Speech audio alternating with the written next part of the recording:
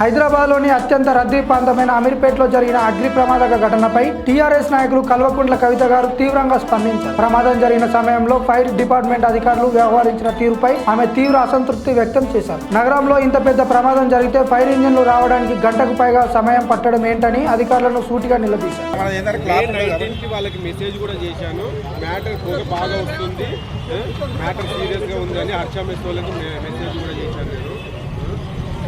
ఆఖరికి మేము రోడ్డు మీదకి వచ్చే పరిస్థితి తీసుకొచ్చారు.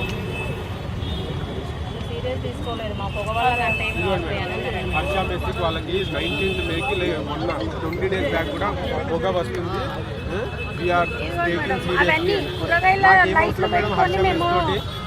కరెంట్ లేక వారం రోజులు బ్యాటరీ లైట్లు తెచ్చుకొని పెట్టుకుని నడిపించినాము. ఇక్కడ మనకిచ్చిన జై తెలంగాణ. నిన్న అమీర్పేట్లో జరిగినటువంటి దారుణమైనటువంటి అగ్ని ప్రమాదము, ఆ స్థలాన్ని పరిశీలించడానికి రావడం జరిగింది. ఇది ఈ బిల్డింగ్లో ఉన్నటువంటి షాపుల యొక్క యజమానులందరితో కూడా మాట్లాడుతూ ఉన్నాం. సడన్గా అనుకోకుండా జరిగినటువంటి ప్రమాదం కాదు.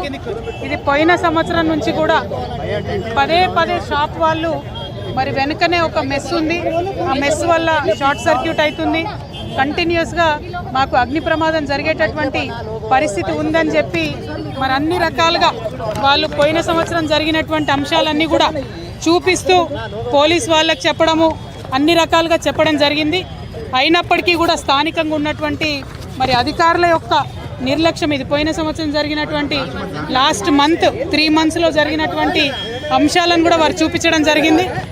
అగ్ని ప్రమాదం జరిగిన తర్వాత కూడా దాదాపుగా గంట బావు వరకు కూడా ఫైర్ ఇంజన్స్ రాకపోవడం అన్నది నిజంగా కూడా అధికారుల నిర్లక్ష్యానికి కారణం కనిపిస్తూ ఉంది. వచ్చిన తర్వాత సిబ్బంది చాలా ప్రయత్నం చేసిండ్రు. 3-4 గంటలు ప్రయత్నం చేసి మంటలు అదుపులోకి తీసుకొచ్చినటువంటి మాట వాస్తవం. కానీ ఈ స్థలానికి చేరుకోవడానికే గంట బావు కావడంతో చాలా తీవ్రమైనటువంటి ఆస్తి నష్టం జరిగిందని చెప్పి మేము భావిస్తూ ఉన్నాం. యావత్ తెలంగాణలో కూడా గత సంవత్సరంతో పోల్చుకుంటే మరి ఈ సంవత్సరం ఎండలు ఎక్కువ ఉండడంతో దాదాపుగా 33% అగ్ని ప్రమాదాలు ఎక్కువ అవుతున్నాయని వాతావరణ శాఖ వాళ్ళు చెప్తున్నారు. మరి ఆ విషయం తెలిసి కూడా ప్రభుత్వం హైదరాబాద్ లాంటి మహానగరంలో ఎక్కడికక్కడ ఫైర్ ఇంజన్స్ని రెడీగా పెట్టుకోకపోవడం అంటే కేవలం ఇది నిర్లక్ష్యమే కారణం. కాబట్టి ప్రభుత్వ నిర్లక్ష్యానికి ప్రభుత్వం వెంటనే నష్టపోయినటువంటి ఈ షాప్ యజమానులందరికీ కూడా నష్టపరిహారం చెల్లించాలి. తీవ్రమైనటువంటి ఆస్తి నష్టం జరిగింది.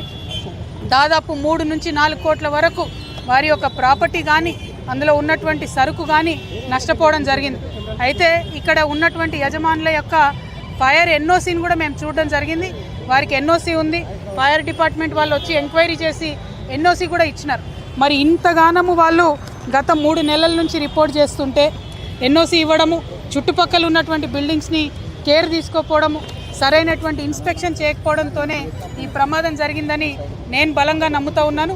మరి పొద్దునే హైడ్రా అధికారులు కూడా వచ్చి చూసి వెళ్ళినారని చెప్తున్నారు. వారు కూడా ఇంకా సీరియస్గా ఎంక్వైరీ చేయాలి. హైదరాబాద్ మొత్తం మీద ఇప్పటికే అనేక ప్రమాదాలు జరిగినాయి. చాలా వాటిని నివారించగలిగినారు. ఒక 1000 కోట్ల వరకు కూడా ఈ సంవత్సరం ఆస్తిని కాపాడగలిగినారు. కానీ ఎండలు, పర్యావరణం మారుతున్నటువంటి